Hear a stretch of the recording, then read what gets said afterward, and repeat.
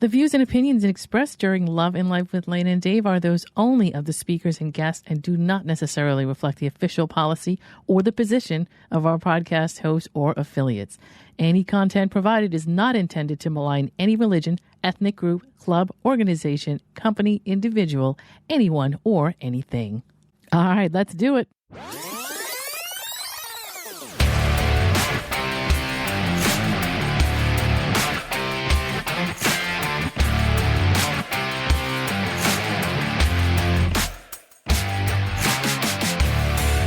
You're listening to Love and Life with Lana and Dave, the podcast where logic is power and you take control. Thank you for tuning in and making the choice to listen in and get ideas for your own love and life. Now, here are your hosts, Lana Williams and David Vaccaro. All right, happy November. Already we're in November. Can you believe it? So today we're going to get into a little bit of a heavy topic, and there's a reason for that. Trigger warning on this. There may be some discussion of abuse, sexual assault, child and family issues, child molestation, child pornography, that sort of thing, just so that you know that's going to come up. It's not going to be in great detail, but I don't want you to be surprised by that if that type of thing does trigger you or bother you. So today we're going to talk about the logic of shame. Basically, shame itself, what some of the adjacent definitions are for it would be humiliation or embarrassment, and how it seems to be used, especially as a child. But then there are other types of situations that come up when you're a lot older. Mostly, though, this is going to be based on childhood. Coming from elders and people that are caregivers in our lives, right? These are the people that can cast shame on us, can create shame based on their particular issues. And so discussing, and I have my paperwork with me, so I stay on topic here because there's just a lot to it. There's all types of shame. There's just regular personal shame of self-worth, or shame of something that somebody did or that you've done and that you feel bad about. There's also marital shame. There's visual appearance type shame. There's abuse shame. And then what is shame made up of? It's something where somebody makes you feel like you're going to be cast judgment. I'm going to be more interested in shame that other people are throwing at you for stuff that they have done to you, which is extremely common and unfortunate. And the older I get, the more I realize that most people I know have gone through this in one form or another, whether it was child abuse, whether it was neglect, sexual assault, or pedophilia, or something that went on with someone who messed with a kid as an adult and made that kid feel that it was their fault, that they brought it on themselves, and that they should keep the secret of what's going on. And of course, as an adult, if you do something like that, then there's a huge amount of judgment and responsibility that comes with that. Of course, you don't want anybody to know it. There's some really horrible manipulation tactics that adults will throw at children in order to make them quiet, in order to make sure that they don't say anything. So we did this podcast in the first season. A friend of mine, Christina Vitagliano, so she wrote a book called Every 9 Minutes. And that book, if you ever get a chance to read it, is basically about her life and some of the stuff that she went through as a child. And there was a large amount of shame involved with that. The show that I wanted to bring up would be called Great Photo, Lovely Life. This is an HBO documentary, and it's basically about a woman who is trying to track down information about her grandfather, who was an extreme pedophile. He basically was a chiropractor in the town that they lived in and did a lot of damage in that town. And it's tied in with her trying to go back through her family history, talk to everybody in her family about it and how they dealt with it, how everybody around her, she, of course, was also a victim, and several of the children and women in her family were victim at some point, especially when they were young. And then a lot of the patience that he had and the stuff that he did. So her tracking down people over the years that had gone through this abuse from him, and trying to rectify the situation from being a family member of a person who would do such a thing, to find people that had been messed with by this guy to somehow apologize. She felt as a family member that she should try to make it right for these people. She made mention to something that I didn't really think about in this documentary. She was like, you keep a secret for somebody that does something to you. You're keeping their secret. This is their shame. This is their issue. You're somebody that they ran across to do whatever that they did to you, but you've nothing to do with it, with the exception of that you were the victim of it. It is not your burden to carry. It's not your shame to cover. It just isn't.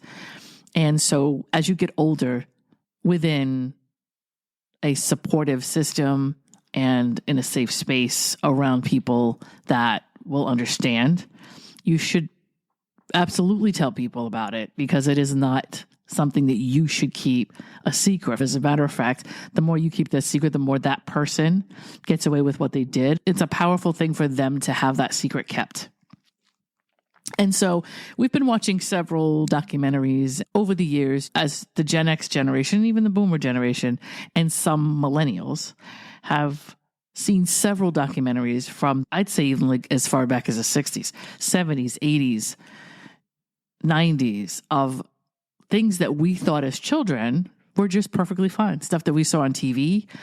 And there would be this syndrome that would happen where somebody on some sitcom or some musician or some child star. The thing that's funny to me is that child stars were always known to be problematic for me as a kid, right? This is what they taught us, that child stars have such a hard time transitioning into adulthood, and these type of things for them are so tough that they become troubled children, and they do drugs and they drink and they run away from home and they become promiscuous and all these things that they go through to become adults. I just remember as a kid that we were taught that the child star thing, that them becoming an adult was just a hard transition. And we just accepted that. And to be honest with you, I've not seen one documentary in the past probably 10 years that didn't debunk that theory, because this child star was, of course, dealing with either being neglected by a parent, having financial abuse going on where the parent was basically taking all of the child's money and forcing the child to work 14 hours a day to make it. And it's the weirdest thing to see some of these parents and the stuff that they did to their children, because they came into a lot of money based on that child acting or singing or whatever it was. And unfortunately, there's not a lot of responsible, I'm saying there were some, but most of the time these parents weren't responsible people. And when they got this money in their hands, they just turned into kind of assholes. And these children suffered at the hands of that. And a couple of these children that I can think of off the top of my head divorced their parents. They had to go into court and wanted to become emancipated because of the fact that their parents were just destroying their lives and taking all of their money and irresponsibly spending it and that kind of thing. And so you see that and you think, okay, that's not good. But also a large amount of these children were left to the wolves, to people in this industry. And this thing that with Diddy is going to be one of several things that are going to come out that are going to really force us to look at what we thought we were seeing or hearing about as kids 10 years ago, 20 years ago, whatever, that we were being told these people that were having problems were just having problems because of their own what have you.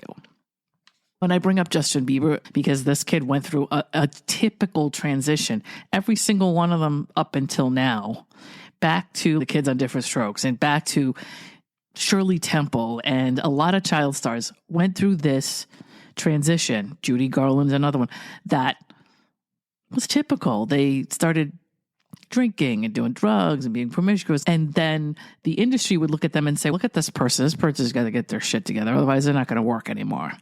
Let's put this person in rehab 18 times. Why were these kids in a situation where they felt they needed to drink and do drugs?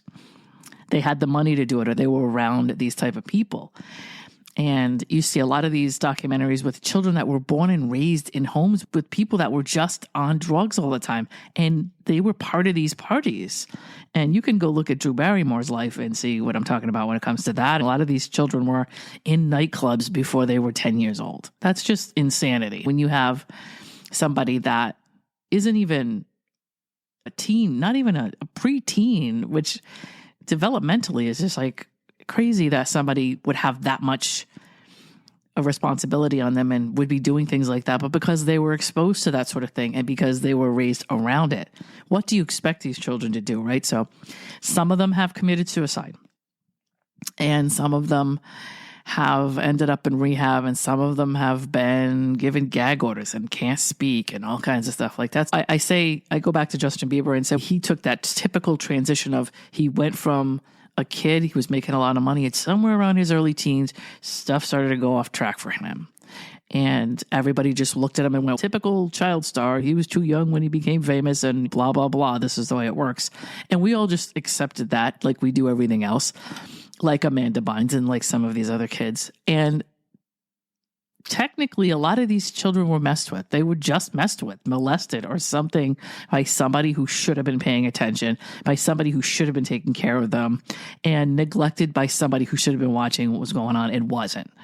And that's the end of it. And as far as I'm concerned, anytime at this point I see a kid go off the rails, I'm going to point to that as a reason why. Because no child with a regular childhood is going to come up and be doing all of that. Sometimes they're exposed to that, and I get it. But there's something that went horribly wrong at some point for these kids. And so I only say that with celebrity because that's what we have. That's something that we all universally can see happening with somebody that is famous to several people. But also, so many of us as children, and so many children before us and so many children after us have gone through something like this. I think it's almost normal that children have grown up in dysfunction. And I think it's very abnormal and rare that children have grown up in these wholesome backgrounds and homes. There's always been something, say, evil, lurking, destructive, dark, but anywhere that a child would go where they were supposed to be happy to be children, it's almost like any of these places. When I was a kid and a little before my time and a little after my time, a lot of these kids end up just vulnerable in places that they're supposed to be safe and they're supposed to be having fun. And it's almost like all of these places where children were supposed to be in good hands were the exact places where stuff went wrong. And this is Disney, and this is Nickelodeon, and this is the Boy Scouts, and young girls in church and religious schools and places where this is not supposed to be happening. It seemed like the places where the most of it went on, right? These predators gravitated to places like this. I wanted to bring up something called thought terminating cliche. You've got a family member, you're going through something that's happening to you. You're 5 years old, 6 years old, 7 years old, and you're being told all kinds of stuff to keep you from saying anything. The things that you deal with your family, you find out as an adult, a lot more people knew about this thing you were going through than you thought. You get isolated by the person that's doing whatever they're doing to you, and you're being told nobody else knows about this is our little secret. And if you say anything, and then they unleash all kinds of retribution on you that as a kid you shouldn't be dealing with, right? Your family will leave you. Your family will think it's your fault. I'll kill everybody in your family. Whatever it is that they say that you're afraid of because they know you well enough to know what your fears are, they throw at you. And then your family, not you specifically, I'm saying you collectively, obviously, not you personally, but a lot of these people, at least when I was a child, the family buried stuff like this. And you'll see in several documentaries, people that have been through stuff, their families buried it, knew about it, but buried it, turned their heads. There are several women who married men that were stepfathers to daughters and sons that they abused, that where they either physically abused or sexually abused, where the other parent was just, they go into this, it's so horrifying, or it's so unfortunate, or it's so inconvenient for me to deal with this. I'm just going to act like it's not happening. And I'm just going to act like I'm shocked like everybody else when there's nowhere to go and everybody finally finds this out. I'm just going to either tell people I didn't know about it or whatever. But when it's happening, for some reason, it seemed to be so easy for these people, these adults that should be protecting their children, to turn their heads on stuff like this. Some kind of psychological evaluation can happen there, and somebody can explain to me why that's the case. It just seems like willful ignorance or weaponized incompetence for somebody to just gonna be like, you know what, it's just so much easier for me to act like I didn't see it than to try to do something about this, because there's too much to do. If I make a phone call, there's just too much involved. Family will be aware of this, and people in the neighborhood will be aware of this, and the person doing this will have to be removed from the house, and child services will get involved. God, that's just all so inconvenient for me. I really do believe that some parents just figure day by day stuff's going to change, and some of them let this stuff go on for 20 years.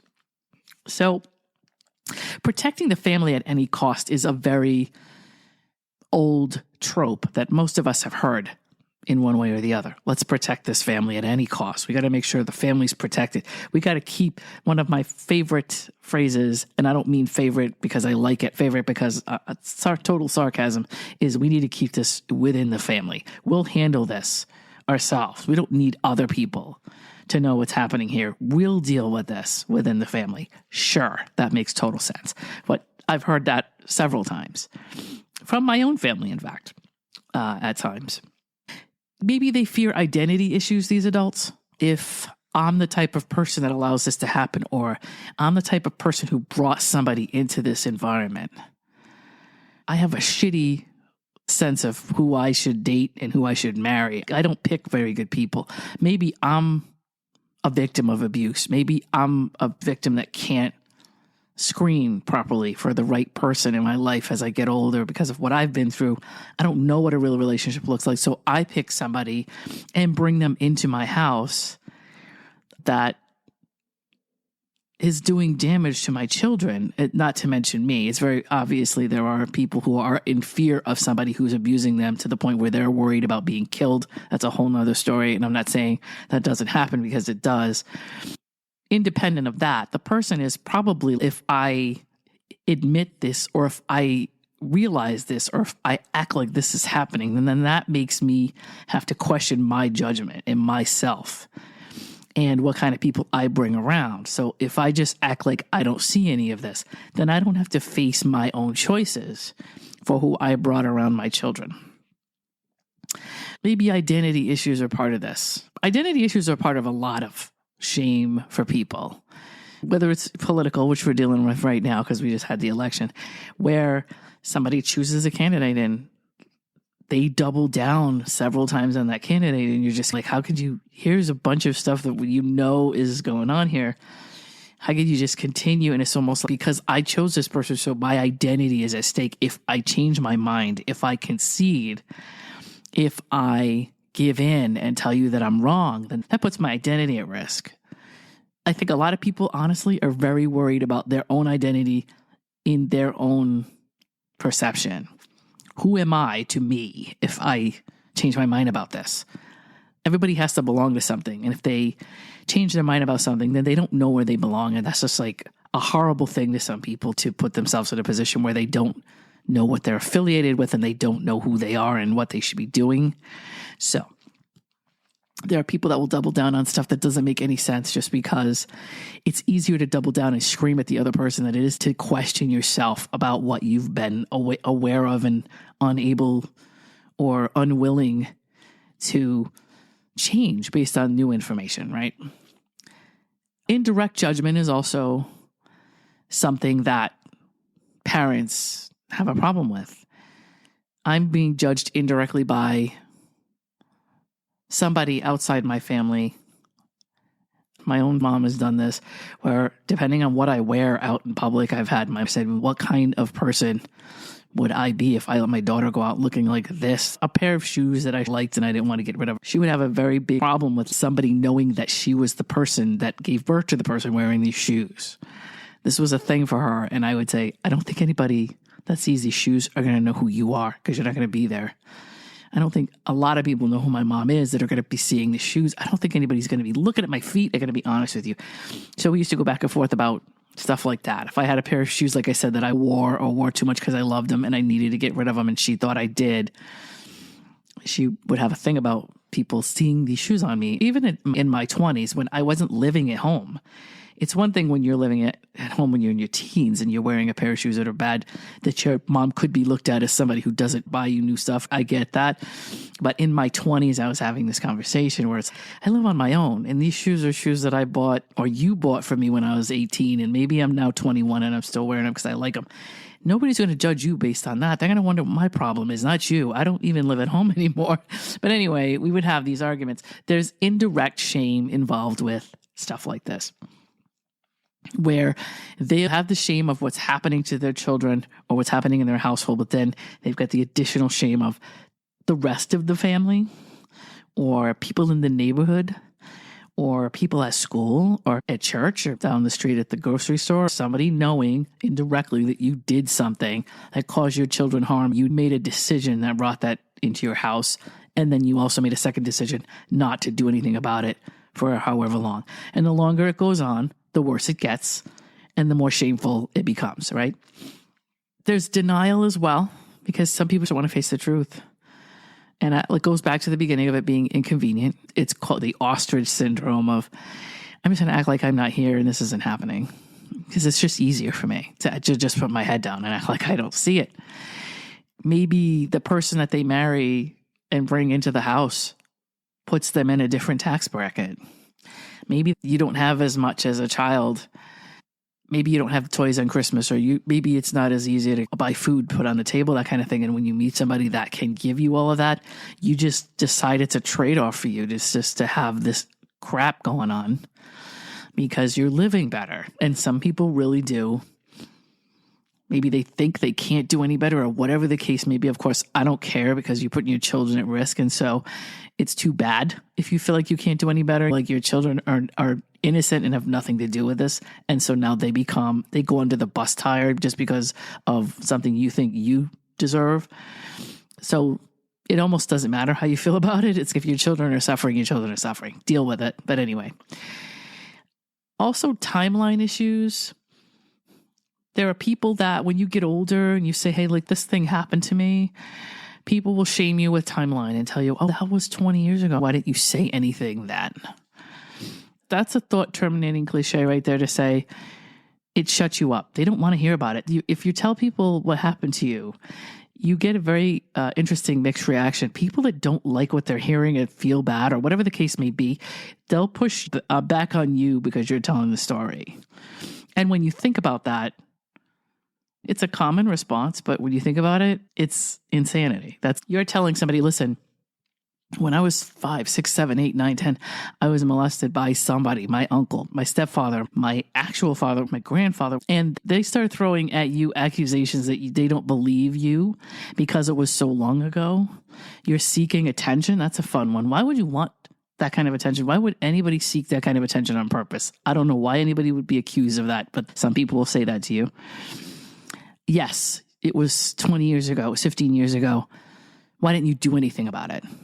Or, hey, listen, I was getting my hide tanned by some guy that I was with in my 20s, and he damn near killed me, and I eventually got out of it.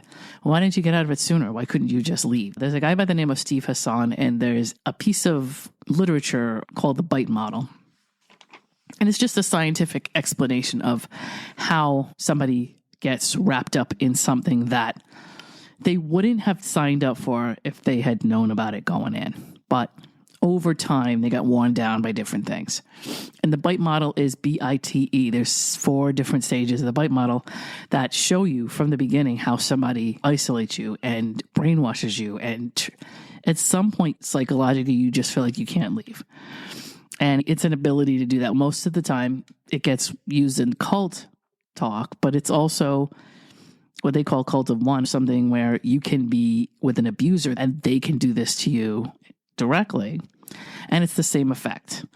Anybody that does anything that they think is okay and makes sense, if you notice, they don't come right out and do it when you first meet them. Because you wouldn't bother with them if they did that. So they know, in my opinion, logically, they know it's wrong So they don't do it right away because they know that there's no investment on your part. And you could just turn around and say, I don't need this. Now, when you get smart enough and you've been through it enough, you can see it right off the bat. Even if they don't come out with it, you can see enough tendencies in them to sidestep it. But if you don't know any better and they tell you what you want to hear and you're a little naive about it, you can absolutely get caught up in a trap like that, right? If you're abused by your parents, which in my case I was, and so it was really easy for me to see abuse in other adults, only because as a kid I had to be real vigilant about it, right? Same thing with emotional manipulation and some stuff like that. Now, did I end up by myself most of my life? Yes. Why? Because to me, it's just not worth it. If I'm on the fence about somebody and I don't know that they're that type of person, I just assume walk away. I don't even want to know. I don't want to find out. If I think that's how they are, I'm done. Because of what I went through as a kid, because I had no power and no control and no ability to leave. I was in a position where somebody was clothing me, bathing me, feeding me, and I was dependent on them. And that person was supposed to be the person that took care of me, abused me instead at different times.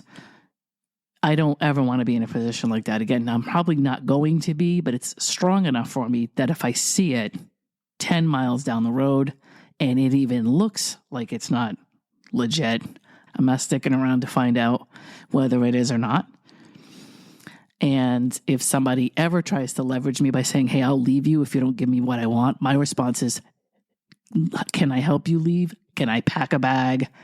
How quickly can I help you do that? I have no problem with you leaving. You're not going to get me on that. I can take or leave somebody that uses that kind of language with me to get me to conform to anything. I'm a rock, I'm an island, right? When you're used to being by yourself and you're content with it, nobody can leverage it against you to manipulate you or to blackmail you. But if you are the type of person who doesn't have experience with that and you don't have a childhood like that, or you haven't had a previous relationship with somebody like that, you can't get caught up in it because they know how to do it. They know how to get you when you're invested. They know how to wait until the right moment. Some people, it's when you get married and they know you can't leave illegally. I don't know. There's a certain point in time based on how they feel you out where they know they could be their true selves and you're not going anywhere. But the fact logically that they wait until you're invested should tell you that they know damn well that if they tried to be who they were from day one, you wouldn't put up with it. And right there, that's just something that's important to remember. That if it wasn't a big deal and if everybody was okay with it, and it was a right for somebody to treat you that way, they do it from minute one. And if they don't, that means they know that the investment has to be there first for them to get away with it, basically. So thought terminating cliches are just ways to shut you up. So when you tell somebody, hey, listen, this happened to me as a kid, a lot of victims that don't come forward while it's happening, they're worried about their lives. They're worried about their livelihoods. There's something about what's happening that's causing them to keep it a secret because they've been threatened about it. Retribution. You fear retribution. You've been told straight out, you're going to get hurt. You're going to be killed. Somebody was going to be killed. Somebody's going to kill your pet, your kid, your parents. Whatever it is that they think is going to work. And if you're scared enough of them, they know you're going to believe it. And to be honest with you, some of these documentaries you've seen and some of these true crime cases, they're not kidding. And this person actually does what they say they're going to do. Whether it's killing the victim themselves or killing somebody in the family or something like that happening, it's definitely a threat that some people do keep their promise on, and the people involved know damn well that they're capable of it, and so they don't say anything. Retribution is a big deal, and that's people that threaten you directly. If you say anything about what I just did to you, you're in trouble. You'll see a lot of that in this whole thing with Diddy lawsuits, where he's just had the power to be able to say to people, if you say anything about this, I'll ruin your career, I'll kill you, whatever. People knew he was crazy enough to do it and kept their mouth shut at the time. Now everybody's coming out because they're more aware that it's going to be believed that he did these things. And something like 250 lawsuits, if not more, are in the works. And so now everybody's okay, nobody's going to point at me and tell me I was crazy. I'm going to say something because now I know the odds are good that I'm not going to get blamed for it. I'm going to be believed for it because of everyone else that's come forward, right? That happened in the Bill Cosby case, right? Where one or two women came forward. And it is a brave thing to come forward against somebody like Bill Cosby. I mean, it just is. Because we were so fooled by Bill Cosby. Like, I got to tell you that, like, my life changed when I found out about Bill Cosby. It really goes to show you what good promotion and marketing and somebody who can really fool people can do for you, especially years of us thinking he was the most wholesome thing on the planet. And of course, now there's no way we know otherwise with so many people that have come forward. So there's also a fear of loss of support. You're going to fear the people around you that care about you are going to disappear if you say something.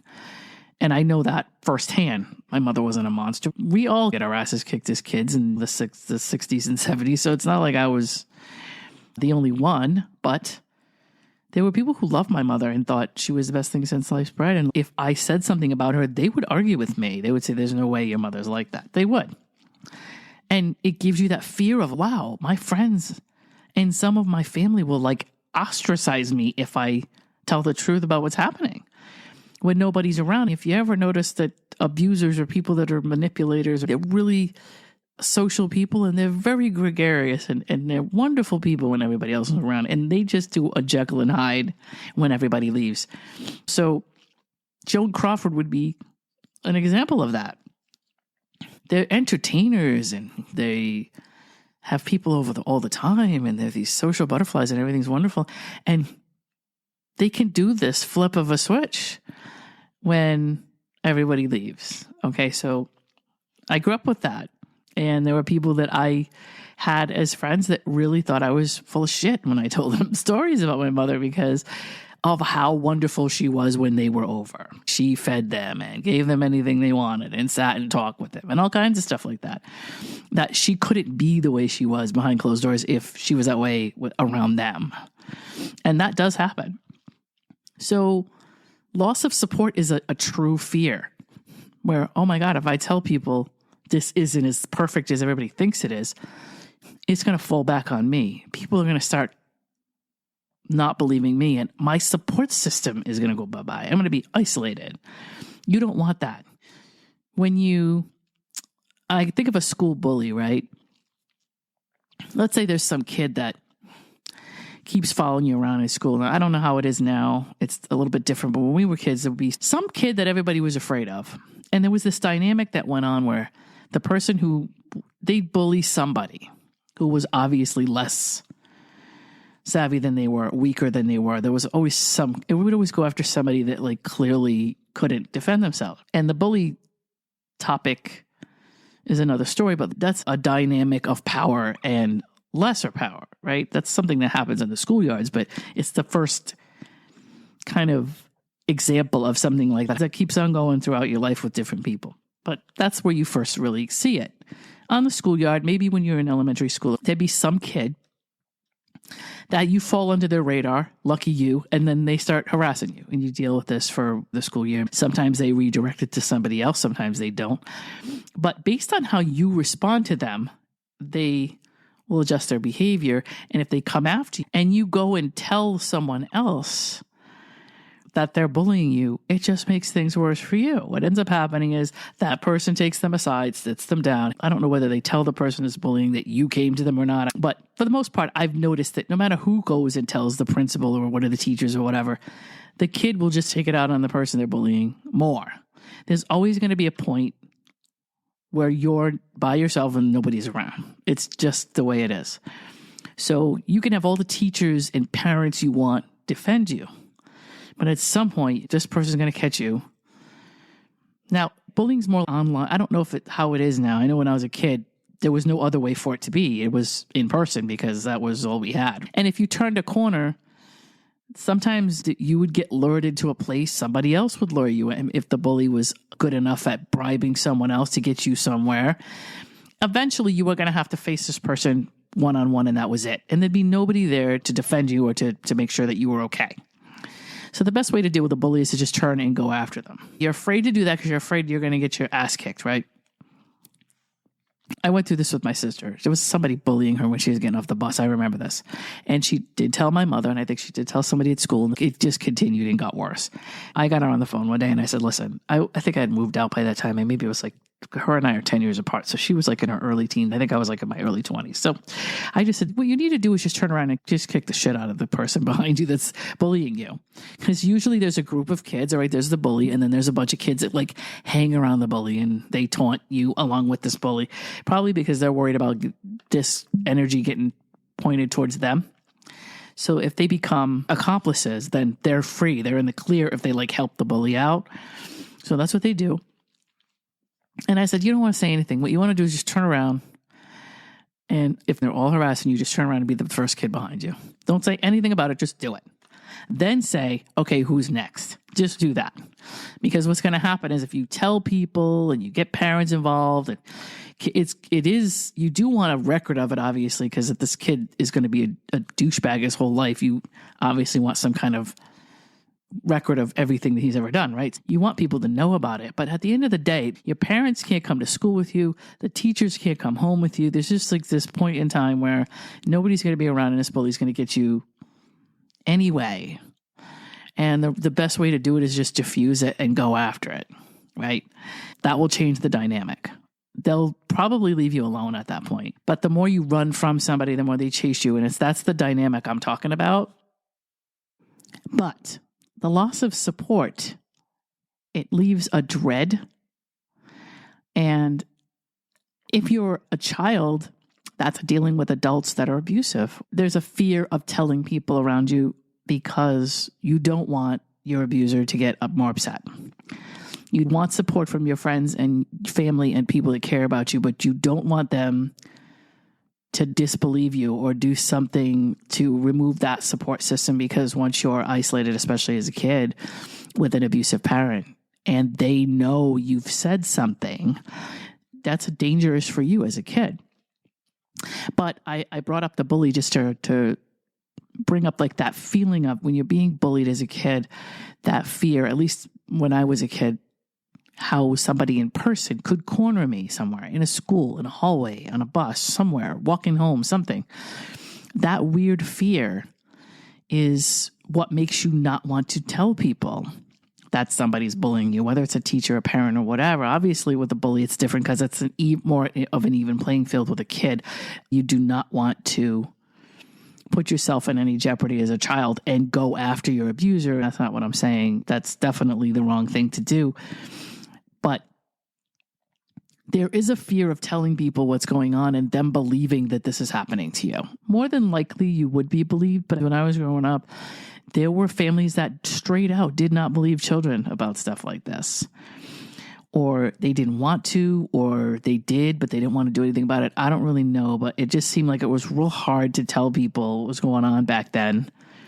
It was just easier for your abuser to be defended by their family. And of course, if they threatened you, on top of that, there were a lot of kids that just didn't say anything, especially when it came to physical and sexual abuse. So that's just something that you have to really think about when somebody says to you, well, why didn't you say anything? But the fear of loss of your support system, and then you being told, or somebody telling you that you're elaborating stories, trying to blame you for making up shit. If somebody physically abuses you or sexually abuses you, why on earth would you make up a story like that? What would be the point of that?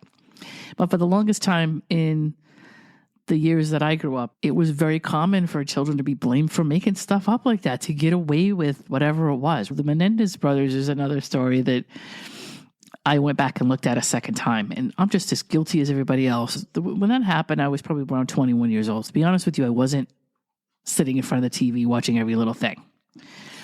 So I didn't really know the whole story. I saw bits and pieces of it at the time because that was like prime time for me to be out clubbing and working and stuff like that. So I knew of the story, but it wasn't something that like I knew from beginning to end everything that happened. I just saw it on the news and saw parts of it. Anyway, those kids explaining that they were being molested by their father and that their mother wasn't doing anything about it. There was a point in time where they were accused of making that shit up. just because I spent the money. And when you think about it, it's crazy how many of us just totally bought into the fact that they were like telling a story and that they would go to jail for something like that. And years later, people in the family explained how the father was, and it was completely believable that he was doing something like that. But the prosecution said what they said, and I'm sure that there were people in the family that went along with it at the time or whatever. I'm not really sure, but think about having that going on your whole life like that, and then trying to explain that this is how you decided you were going to end it because you couldn't take it anymore. And then having to go through a trial like that and explain what was going on, and somebody just telling you that you were making it up, right? We should believe people about stuff like this. I'm hoping that with all the documentaries and all the stories that are coming out and going back over stuff from years ago, that people are going to have a little more understanding for this type of thing and give kids that are coming forward some kind of credibility and some kind of believability that they might be going through this kind of thing. Nobody would want to be seen as the type of person who was a victim of this, right? The trope was, well, shame them for it and tell them they could have left. Sure, they were in their 20s, but they were kids that could have been scared to death to leave or tell anybody about what's going on. So, if that's, I would say, what happens psychologically to somebody who's been through that. A lot of these child stars, Corey Haim, Corey Feldman, one of them may be crazy as far as everybody's concerned. And I guess it's easy to dismiss Corey Feldman is crazy. But he went through the same thing Corey Haim did, and Corey Haim's way to deal with it was different. But they went through the same thing by the same people. And so what is the right way to deal with that? What's the right response for that? Sometimes you have to ask, what do you expect kids to do? Do you expect them to be complete? What is the reaction that you think is appropriate for somebody to go through something like that as a child star? Do you think, okay, suicide's not the answer. Okay, everybody feels bad for Corey Haim. Well, why? Because of the way he took care of this situation for himself, which was horrible. If Corey Feldman decided not to do that, and his way of dealing with it is trying, whatever it is that he's doing makes sense to him because of the trauma he's been through and how fucked up he is, why is that not acceptable to you, right? Why just say he's crazy and something's wrong with him and he's always been a problem, dismissing what he's been through as something that's happened to him and that this is a response to that? Think of it that way. So there's several child stars over the years, but like I said, Hollywood's crazy. And if anybody goes through that machine and comes out normal, it's not unheard of, but it's pretty rare, right? Let's try to protect them, to be honest with you. First of all, let's just get some people around these kids that are going to protect them from anything happening to them. And then once they get through it, then let's give them some grace for the stuff that they've gone through, right? I guess if they've got all the money in the world and they're children, I guess we decided they don't deserve to be human beings. I don't know. Some thought-terminating cliches are, hey, let it go. What will it help to say anything now? Now, this is something that families are very known for saying to kids or known for saying to young adults when they get old enough to remember what happened to them. Hey, what good will it do? What will it help now to say anything? It was so long ago. Why bring it up now? Why put the family through this, right? So you have somebody that's treating you like shit for 20 years, molesting or abusing, and then you decide you're going to come forward and say something about it because you finally, after 20 years of dealing with the trauma, if you didn't completely block it out, your brain decides one day, hey, here's some information from you being a kid that you should maybe know now because you were too young to deal with it at the time. And you decide you want to come forward and you want to start talking to people in your family about it, and they say to you, it was so long ago. What good is it going to do to put the family through this? Doesn't matter what you went through. What matters is that you're going to put the family through something. Think about that for a minute and how there are so many people that are worried about what their family is going to go through and how their parents are going to react and how their siblings are going to react or how somebody's going to react in the family that didn't know anything. And we're finding out that a whole lot more family members know stuff than we think. But the feeling of that person that was victimized and how they're actually protective of somebody in their family finding out about another member of the family doing something like that. Think about the pressure on a kid that's what they're walking around carrying. And when they do finally come forward and say something, that somebody would say to them, you're going to put the family through this. That's all I'm going to say. But that's horrible for me to know that somebody would be told that after everything they've been through, that they would come forward. There are some people that have parents and family members that straight up tell them that didn't happen. I don't know what you're talking about. Don't bring that up again. Again, that's them dealing with their own what have you, because they were too stupid to see it or they saw it and didn't do anything about it, and that puts it on them.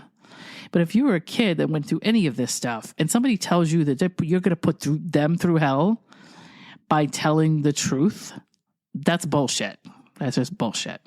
Collective shame is another thing. If you're a kid that, whether you come from an addictive type family where you have alcoholics in your family or drug addicts in your family, and somehow or other you end up drinking or doing drugs or whatever, and then you deal with addiction because it's pretty genetic sometimes, there's a collective shame that others feel, typically your family, or if you're sitting in group therapy with a bunch of people who've been through addiction, whether you go to an AA meeting or something similar, and there's like a collective shame that falls over the group about what they've been through. Just, in my opinion, talking more about it eliminates that shame to some degree. It seems like it's going to be worse if you talk about it, but I personally think that talking about this situation makes things better.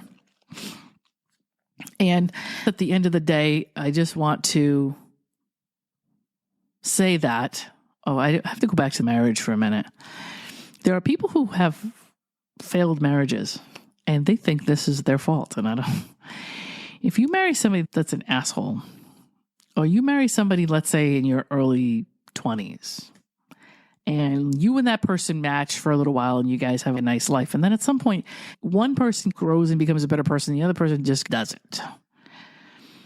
And there's something that goes on that makes that person stagnant. You know, let's say you both marry each other young when you're working as cashiers, working part-time jobs, living at home or whatever. And then when you start to become adults and go out into the world, let's say you land a job that has more money, whether you're a male or a female, or whether husband or wife or whatever, you make more money than your spouse does.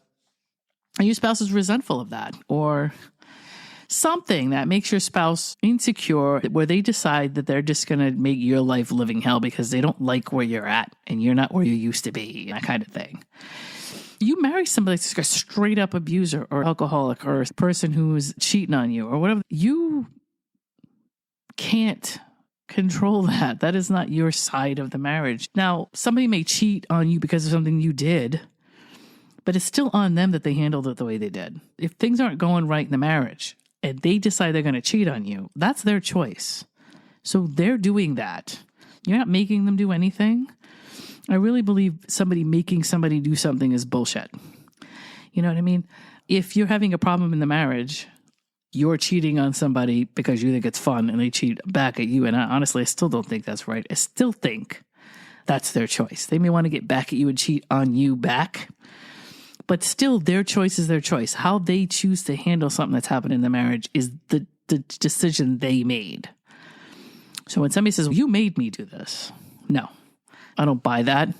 Communication is something that can happen. Sometimes people cheat for the fact that they want somebody outside the marriage where the issues don't exist between the two of you, or whatever their excuse is for cheating. They still handled it in that way. And you did not make them do that. It's not your fault that they did that. If they abuse you, it is not your fault that they abuse you. If there's something wrong with that person and they do something to you, it is not your fault. So the marriage isn't really yours to succeed or fail. And you can put work into a marriage between two people, but if you're the only one rowing the boat, I always say this, if you're the only one rowing the boat, or if the person in the boat with you is rowing in the opposite direction, you're going to stay in the same place.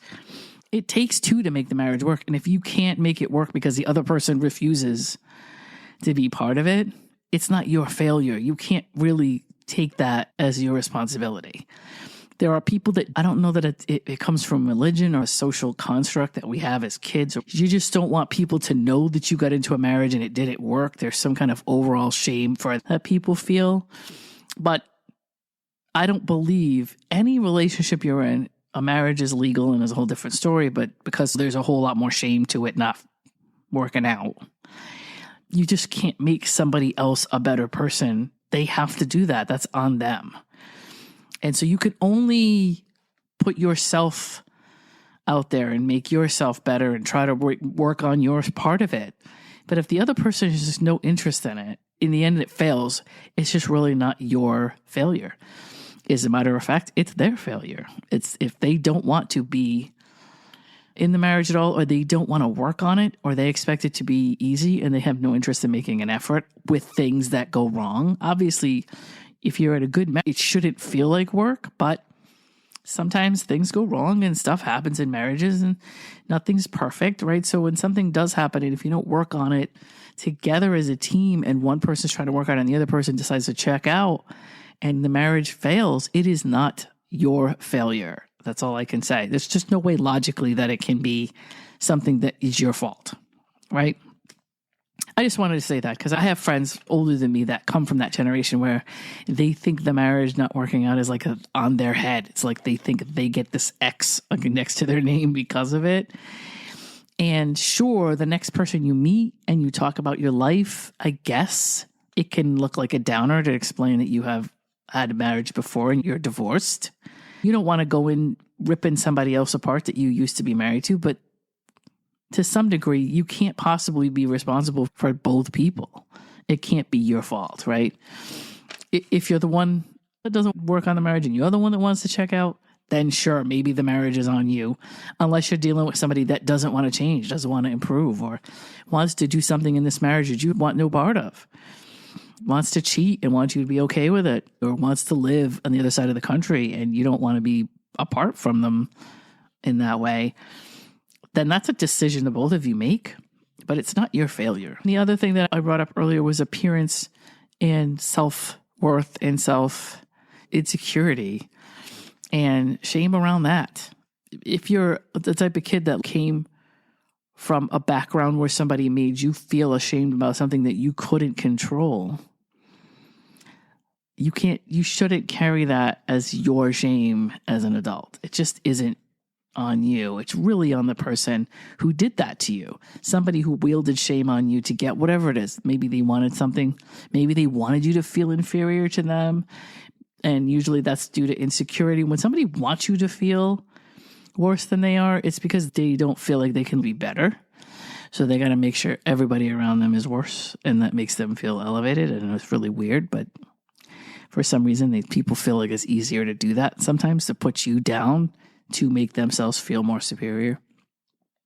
And it's terrible when this is done to children by their parents or by their caregivers, whether it be foster care or whatever the case may be. If you're someplace where you're a child and you should be taken care of and somebody that should be taking care of you is treating you like shit, that just can't be on you. So that's the end of my shame episode. I just wanted to go into that only because I've been seeing a lot of, I just watched a Whitney Houston documentary where there's something going on in her childhood. It seems that everybody's coming out with it, but to be honest with you, I just think it was really common. And so many people didn't talk about it that it's like everybody's talking about it more now because they're older and things are different now, where you can come forward and say things like that. But it seems like it's happening a lot, but I think it's just because it was so common and it was taboo 20 years ago, 30 years ago. And it isn't now. And so people can come forward and say, hey, listen, this happened to me. And they get a better reception now than they would have gotten 30 years ago by saying something like that.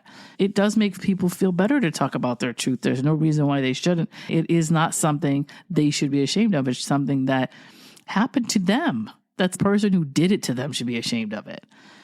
Just remember that most shame is just not something that the child, especially the person who doesn't have any way to defend themselves, that is completely at the mercy of the adult who has more power and more strength.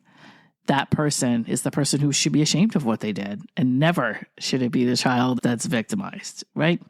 Or the woman that's victimized, or whoever is the victim that doesn't have the ability to defend themselves, and that, that where their life is at stake, or they're physically not unable to, or mentally unable to leave a situation. Those are the victims, and they should not be shamed for it regardless. If it's you, just remember, it is not your shame. Make sure it falls on the head of the person who did that to you, right? All right, that is my podcast for today. I will have another podcast as soon as I do have a couple topics in the camp. So I will just wish you well, tell you to go to our website, www.laneanddave.com. That is where all of our social media and podcast platforms are. And yeah, still hold the fort down for Dave.